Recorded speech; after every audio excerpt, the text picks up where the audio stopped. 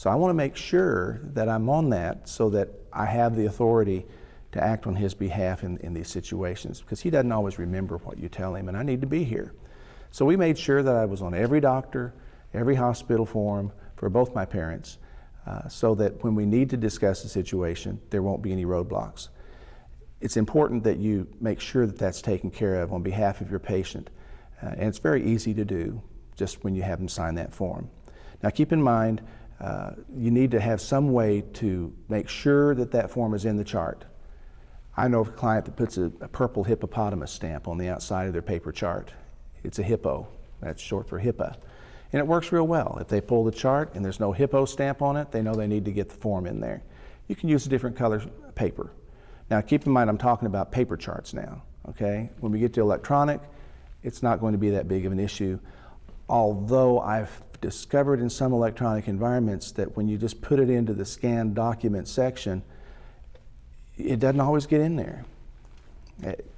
They just forget to scan it, or it's lost among 1,500 return to work slips and phone memos.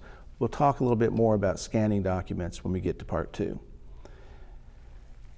Other possible forms that you may want to include would be assignment, pre-certification, financial responsibility. These forms are determined by your clinic policies, and just be sure to be consistent. If your policy and procedure manual says that you're going to have certain forms in the chart, then bless your heart, you better have all those forms in every chart. Because if you don't, you could be cited for not being in compliance with your own policy. So you've got federal rules, state rules, and then your own local policies, which are usually determined by the owner/medical director, okay?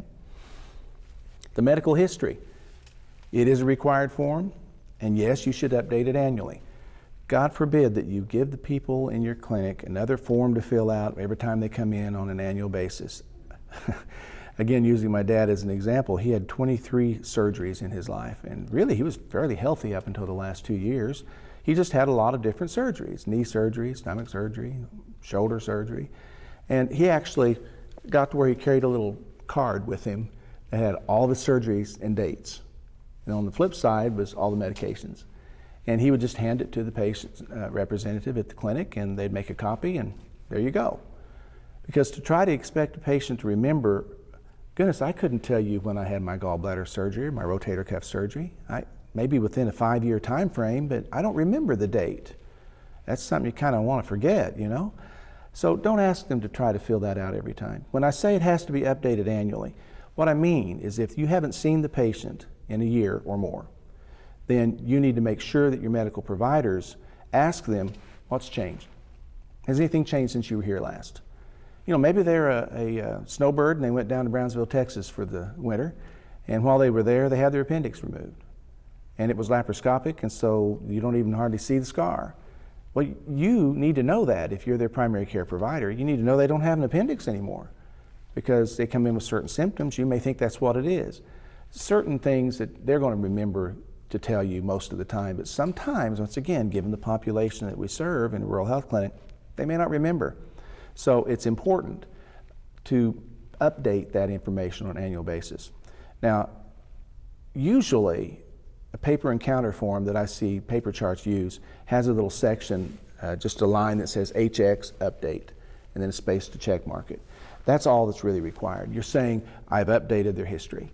Now in electronic format, that isn't something that's usually a problem, because the history comes up on the SOAP note and you review that as part of the encounter in an electronic environment.